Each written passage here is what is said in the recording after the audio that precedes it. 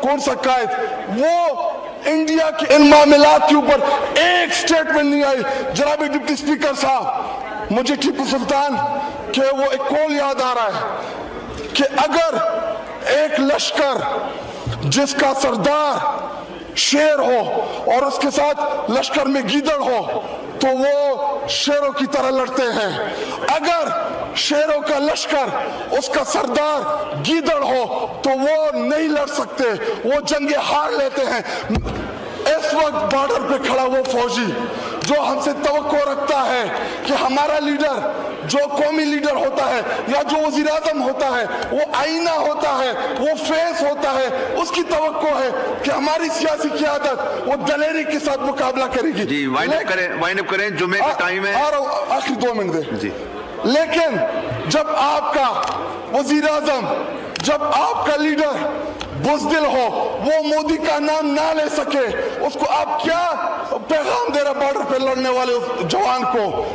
इनका पता नहीं कौन सा कायद, वो इंडिया के इन मामलात के ऊपर एक स्टेटमेंट नहीं आई। जनाब डिप्टी स्पीकर साहब, मुझे टीपू सुल्तान के वो एक कॉल याद आ रहा है कि अगर एक लश्कर जिसका सरदार शेर हो और उसके साथ लश्कर में गीदड़ हो तो वो शेरों की तरह लड़ते हैं। अगर शेरों का लश्कर उसका सरदार गीदड़ हो तो वो नहीं लड़ सकते, वो जंगे हार लेते हैं।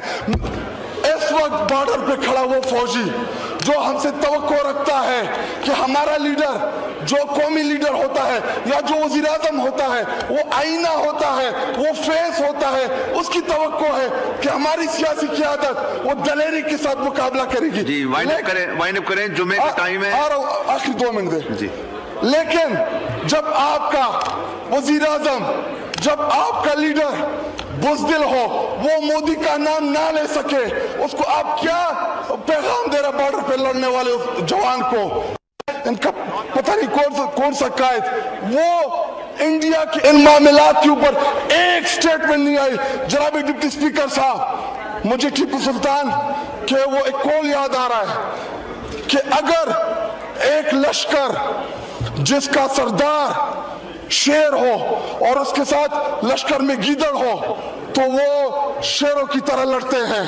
अगर शेरों का लश्कर उसका सरदार गीदड़ हो तो वो नहीं लड़ सकते, वो जंगे हार लेते हैं। इस वक्त बॉर्डर पे खड़ा वो फौजी जो हमसे तवक्को रखता है कि हमारा लीडर जो कौमी लीडर होता है या जो वज़ीर आज़म होता है वो आईना होता है,